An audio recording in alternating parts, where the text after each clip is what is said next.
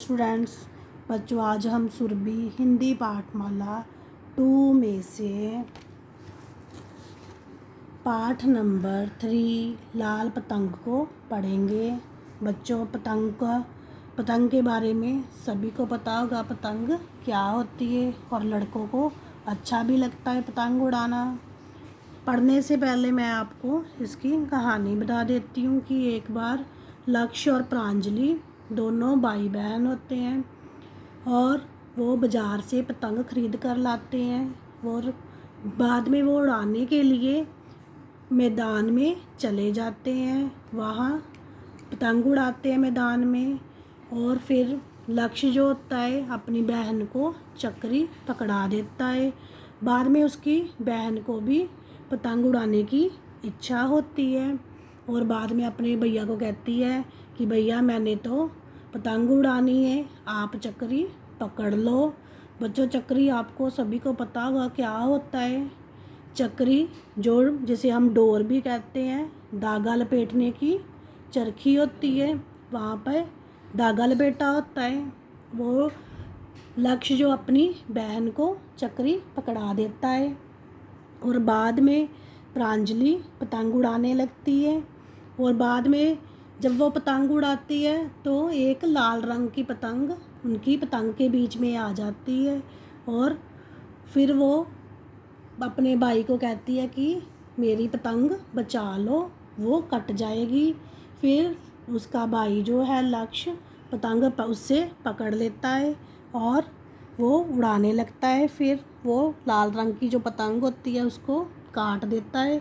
वो लाल रंग की पतंग कट कर नीचे गिर जाती है और बिजली के तार में फंस जाती है। और बाद में हवा का झोंका आता है, वो पतंग जो होती है नीचे गिर जाती है और बाकी जो बच्चे होते हैं उसको पकड़ने के लिए दौड़ते हैं। फिर उसको उठाकर पतंग उड़ाने लगते हैं और फिर वहाँ से चल जाते हैं। अब मैं इसकी रीडिंग शुरू करूँगी। लक्ष्य और प्रांजलि एक पतंग खरीदकर लाए। पतंग लेकर दोनों मैदान की ओर भागे। मैदान में पहुंचकर देखा वहाँ कई बच्चे पहले से पतंग उड़ा रहे हैं। लक्ष्य ने अपनी बहन प्रांजलि को चक्री पकड़ाई और पतंग उड़ाने लगा। लक्ष्य और प्रांजलि पतंग लेकर आते हैं, वो पतंग मैदान में लेकर चले जाते हैं। वहाँ लक्ष्य क्या होता है, पतंग उड़ाने लगता है और प्रांजलि को चक्री पकड़ा देता है। चक्री के शब्दार्थ जो ये नीचे भी दिया हुआ है, धागा लपेटने की चरखी। फिर देखो, देखते ही देखते उसकी पतंग बहुत ऊंची चली गई। प्रांजलि को भी पतंग उड़ाने की इच्छा हो रही थी। उसने लक्ष्य से कहा, भैया, अब तुम चक्री पकड़ो, मुझे भी पतंग उड़ाने दो। और वह अपने भाई को कहती है कि मेरे को भी इच्छा हो रही है पतंग उड़ाने की, मेरे को भी चक्री दे दो। यहाँ पे चक्री का भी लिखा हुआ है शब्दार्थ, इच्छा का भी लिखा हुआ है, इच्छा, चाह, चक्री, धागा लपेटने की चरखी। लक्ष्य ने स्वयं चक्री पकड़ ली और प्रांजलि को डोर पकड़ा दी। प्रांजलि को बहुत मज़ा आ रहा था। बड़े मज़े से उसकी पतंग कभी इधर कभी उधर उड़ रही थी।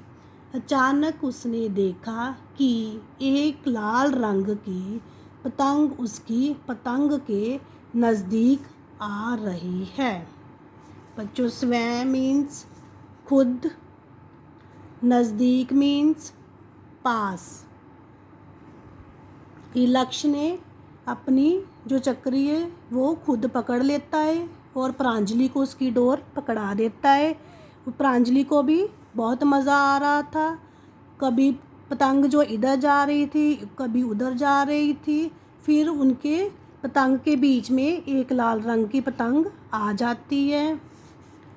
भैया अपनी पतंग बचाओ, कहती हुई प्रांजलि ने डोर लक्ष्य को पकड़ा दी और स्वयं चक्री संभाल ली। लक्ष्य ने अपनी पतंग से उस लाल रंग की पतंग को काट दिया। लाल पतंग कटकर नीचे गिरने लगी। मैदान में खेल रहे दूसरे बच्चे उस पतंग को पकड़ने के लिए दौड़ पड़े। पतंग बिजली के तार पर फंस गई। बच्चे नीचे खड़े देखते रहे, अब क्या करें। इतने में हवा का एक झोंका आया और पतंग निकलकर नीचे गिरी।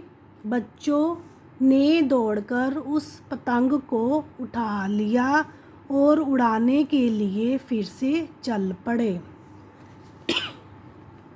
बच्चों वो अपने भाई को पतंग पकड़ा देती है, क्योंकि उनकी पतंग के बीच एक लाल पतंग आ जाती है। वो अपने भाई को पतंग संभालने के लिए कहती है। फिर जो लाल पतंग होती है वो नीचे गिर पड़ती है कटकर, और जो दूसरे बच्चे होते हैं उसको पकड़ने के लिए दौड़ते हैं, लेकिन जो पतंग होती है वो बिजली के तार में फंस जाती है। बाद में एक हवा का झोंका आता है और पतंग नीचे गिर जाती है, और सभी बच्चे उसको दौड़कर पतंग उठा लेते हैं और उड़ाने के लिए फिर से चल पड़ते हैं। और नीचे बच्चों शब्दार्थ लिखे हैं। डोर धागा, मैदान, खेलने को खुला स्थान, झोंका, तेज हवा का धक्का या झकोरा। बच्चों आपने इस पाठ की रीडिंग करनी है। Okay, thanks.